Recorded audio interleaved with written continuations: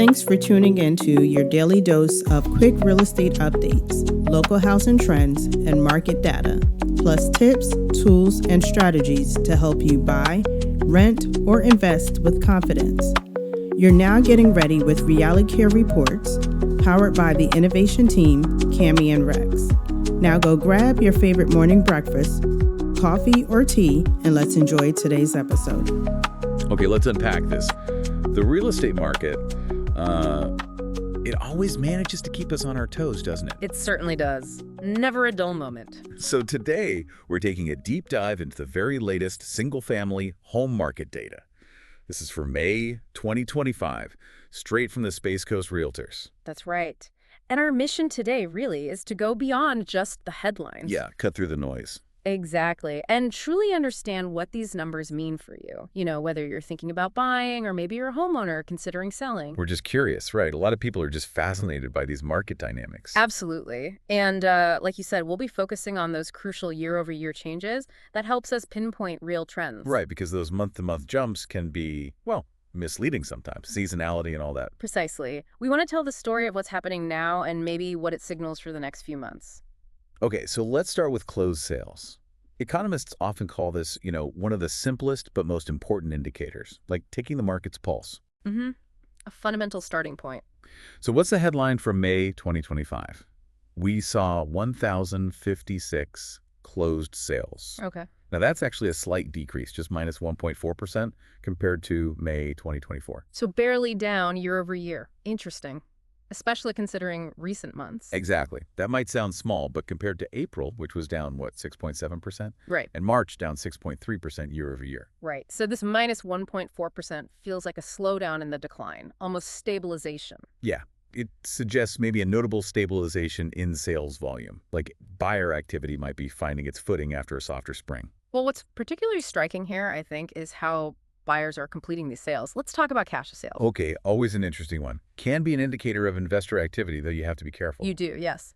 But in May 2025, we saw 280 cash sales. That's an increase of 11.1% year over year. Wow, okay, so overall sales down slightly, but cash sales up quite a bit for the month. Yeah. And as a percentage of total closed sales, cash deals made up 26.5% in May. That share is up 12.8% from last May. Okay, 26.5% cash. But didn't you mention something about the year-to-date figures? I did, because if we zoom out, look at January through May, cash sales as a percentage of all sales are actually down 1.5% compared to the same period last year. Huh. That's a fascinating dichotomy then. Up for the month of May significantly, but down overall for the year so far. What do you make of that? Wow. Is this renewed investor interest popping up, or just like a blip?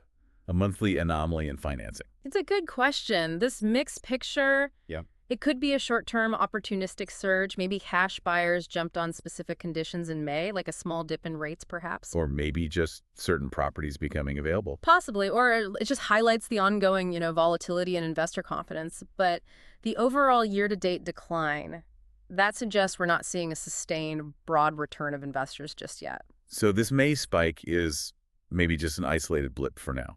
Potentially. It's definitely something to keep an eye on, see if it becomes a trend or if it fades again next month. Okay, got it. Now for the numbers everyone really watches, prices. The big one. We prefer using the median sale price, right? Gives us a clearer picture, less skewed by those super high or super low sales. Exactly. It represents the middle of the market much better. So what did that middle home sell for in May? $375,000. Okay, $375,000. And here's the kicker. That's exactly 0.0% change year over year. Wow, perfectly steady, holding the line. Holding perfectly steady.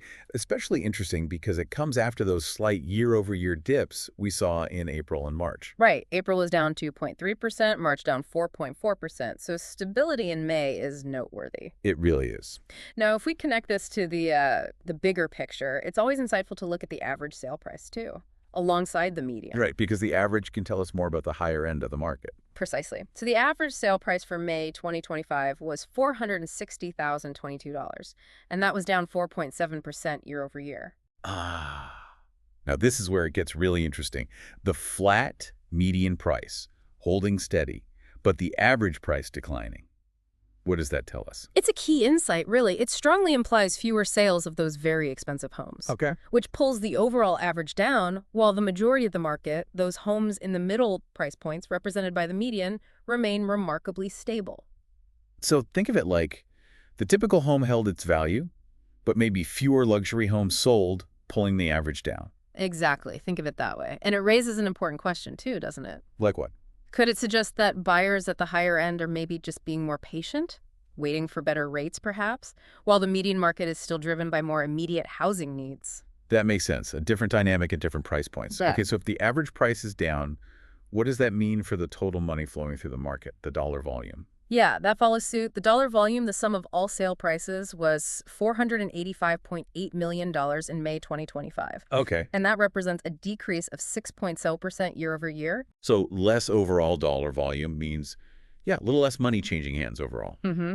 Year to date, it's $2.0 billion, down 5.7%. So for you, the listener, even though that median home price appears stable, the overall financial activity, the total money in the single-family market, it is slightly contracting. A subtle contraction, yes. But how does that impact you, the buyer or seller on the ground? It often ties directly to how quickly homes are actually moving. Exactly. Let's talk about that, the pace. Yeah, the time it takes for a home to sell. That can tell us a lot about the urgency, or lack thereof, in the market. Right. So when we talk about how fast homes are moving, we look at two key metrics. First, the median time to contract. That's listing to sign contract, right? Correct. In May 2025, that was 43 days. 43 days, and how does that compare? That's a significant increase, 30.3% longer than May last year. Wow, okay. Taking noticeably longer to get an offer accepted. What about the full cycle, listing to closing? That's the median time to sale. For May 2025, it was 79 days, also up 8.2% year over year. So both numbers are up. Homes are taking longer to go under contract and longer to actually close. Yes. And that growing gap between time to contract and time to sale, often it can indicate longer closing times or maybe fewer cash sales, speeding things up. But wait, we just said cash sales were up in May. Exactly. So since cash sales were actually up, it points more strongly towards an elongation in the closing process itself. Inspections, appraisals, financing taking longer, perhaps. So if homes are taking longer to go under contract, what does that feel like for someone trying to sell? Are we kind of back to a market where sellers might need to, prep their homes a little more, not just throw them up and expect multiple offers day one? Absolutely. I think it means the frenzy is definitely gone. Yeah. No more of those lightning-fast decisions needed, perhaps. Buyers seem to have more time to think, get inspections done properly, secure their financing. It's maybe a more deliberate pace. A more deliberate pace, exactly. And that elongation in the entire closing process is not necessarily a bad thing, just maybe a new rhythm for the market. Okay. And speaking of that rhythm, how close are sellers actually getting to their original asking price? Is there more negotiation room? Well, the median percent of originalist price received was 96.4% in May. 96.4. Okay. That's down just a tiny bit, minus 1.0% year over year. So still getting pretty close to asking. Very close. So for you, the listener, this still means sellers are generally getting, almost all of their asking price. Buyers might have a little more wiggle room, maybe slightly more than last year, but it's not like huge discounts are suddenly the norm. Not at all. It's still a market where pricing it right from the start is absolutely critical. Gotcha. Okay, let's shift gears a bit.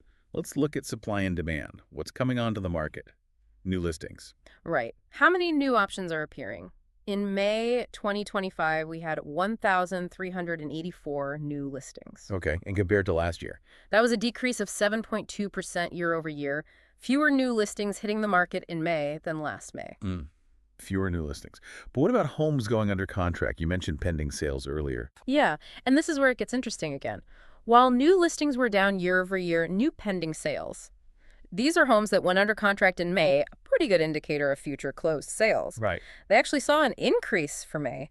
There were 1,107 new pending sales. That's up 5.1% year over year. Whoa, okay, so fewer new homes listed compared to last May, but more homes went under contract in May compared to last May. Correct. So despite fewer new options appearing, the homes that are listed seem to be finding buyers. At least in May they were. That must be impacting the overall inventory, right? The total number of homes for sale. Exactly, it has to. So The big picture for overall inventory, the active listings available at the end of May, Yeah. that stood at 3,812. 3,812 homes for sale. How does that compare? That's a notable increase, up 16.3% year over year, significantly more homes on the market than a year ago. Okay, more choice for buyers then. How does that translate into the month's supply of inventory, the MSI? Right, the MSI.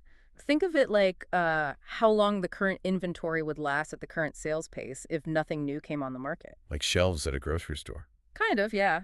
A balanced market favoring neither buyer nor seller is typically seen as around 5.5 months of supply. Okay. And where are we now? For May 2025, the MSI was 4.6 months. 4.6 months. So still technically a seller's market below 5.5. Technically, yes. But that 4.6 months is an increase of 21.1% year over year. So the trend is clearly moving towards balance. Definitely. While we're still below that 5.5-month benchmark, this upward trend is significant. It suggests the market is absolutely shifting away from that intense seller's market we got used to. Moving towards one where buyers have, well, more choices and maybe less frantic competition. That's precisely it. It feels like a subtle but important power shift is starting to unfold. You know, it's one thing to see these broad overall numbers, but the real story, it often hides when we zoom in, doesn't it? Always. The nuances are in the details. So what happens when we break down these sales by specific price points? What surprises are waiting there? Well, this is where I think you see some really revealing shifts. Looking at closed sales by price point for May, we saw these significant surges in the lower price brackets year over year. Lower brackets, like what? Homes under $200,000. The 100K to 149K range saw sales jump 80%. And the 150K to 199K range was up almost 130% year over year. Huge jumps in sales activity at the very low end. What about higher up? Conversely, yeah, we saw decreases in the higher brackets. Sales for homes between $300 and $399K were down over 16%. Okay. Homes between $600K and $999K saw sales drop almost 12%. And the $1 million plus market, down nearly 19% in sales volume. Wow. So a real divergence. Yeah. Much more activity at the lower end, cooling off significantly at the upper end, at least in terms of closed sales. Yes. And if we look at the median time to contract by sale price, remember, overall it was... Right, took longer overall. It increased across most segments. Even those lower tiers where sales surged took longer to go under contract. The $100K, 149K range saw time to contract jump 175% to 33 days. So even where sales are hot, they're taking longer to get done. Seems like it. And the $600K, 999K range saw time to contract increase by almost 50% to 37 days. So homes at most price points are just sitting a bit longer before an offer is accepted. So the lower end is selling more units, but still taking longer to contract. The higher end is selling fewer units and taking longer. And what about the actual inventory? What's available for sale in these different price points? This is where it gets really compelling, I think, because while, as we said, new listings were slowing down in some mid-range price points, Right. the overall inventory, the total number of active listings, that's growing significantly, especially at the lower end. How significantly? We're seeing incredible inventory boosts in those lower tiers. Homes listed under 150K. Inventory is up 100% year over year. Double the options. Double the options. Homes listed between 150K and 199K. Inventory up 165%. Wow. That's huge for entry-level buyers, potentially. It really is. And we also see solid inventory increases in the higher tiers, too. Like homes listed over $600, inventory is up over 20% there as well. So even though fewer new listings might be coming on in some ranges, the overall number of homes for sale is growing substantially, especially at that lower end, giving buyers more options, maybe where they need them most. Exactly. It paints a picture of growing choice across the board, but particularly strong growth at the more affordable end of the spectrum, relatively speaking. Okay. Finally, let's just briefly touch on the distressed market. That's foreclosures, REOs, and short sales. Any major changes there? Good news, really, for overall market health. Both remain incredibly rare. Still a tiny fraction. A very tiny fraction. Traditional sales are overwhelmingly the norm. We saw 1,046 traditional sales in May. That median price held steady, just like the overall median. And foreclosures, REOs. Very low. Only 7 closed sales in May. That's actually down over 36% from last May. Their median price was also down quite a bit. And short sales. Even fewer, just 3 sales. Technically, that's up from maybe 1 last year, so the percentage looks big, but it's statistically insignificant. Okay. Their median price was also lower, so the main takeaway is the market is still strongly dominated by traditional sales. Right. Distressed properties aren't really a factor in the overall trends right now. Still a very small, and in the case of foreclosures, shrinking part of the market. Exactly. It indicates, pretty healthy underlying fundamentals in terms of homeowner equity and stability, despite the other shifts we're seeing. Okay, so let's try and pull this all together. What does this all mean? We've seen a really mixed market for single-family homes in May 2025. Definitely mixed. Lots of different signals. Subtle shifts in overall sales volume, like barely down. Median price is holding remarkably steady while the average price dips down. Suggesting a shift away from the highest end. Longer times for homes to go under contract and to close. And maybe most importantly, significant growth in available inventory. Especially in those lower price points, yeah. So if you connect this to the bigger picture, what's the narrative? I think it suggests a market that's clearly navigating towards a new equilibrium. A recalibration, maybe? Not a crash, but a shift. Exactly. It's still generally a seller's market if you look purely at the month supply number, maybe. But with significantly more choices appearing and longer transaction times, it certainly presents a more nuanced landscape for you, the buyer, than what we've seen in recent years. More breathing room, perhaps. More breathing room, less frenzy. It's a recalibration, as I said. Okay, so let's leave our listeners with something to think about. Given that notable growth in inventory, particularly at the lower price points, and the fact that homes are generally taking longer to go under contract across most price segments. What do you think this signals for the, let's say, typical home buyer in the coming months? Will we see that median price eventually start to follow the average price downward? Or will it hold steady, maybe supported by more activity in those newly available entry-level homes? And how might those increasing cash sales we saw just in May, how might that specifically impact affordability for buyers who rely on traditional financing, especially if interest rates, stay where they are or even tick up? Lots to watch. Definitely keeps us on our toes. Well, that wraps up today's episode of Reality Reports, where real estate meets real life. For more updates, tools, and insights that will help you buy, rent, or invest with confidence, be sure to follow, subscribe, stay connected, stay informed, and stay ready. Until next time.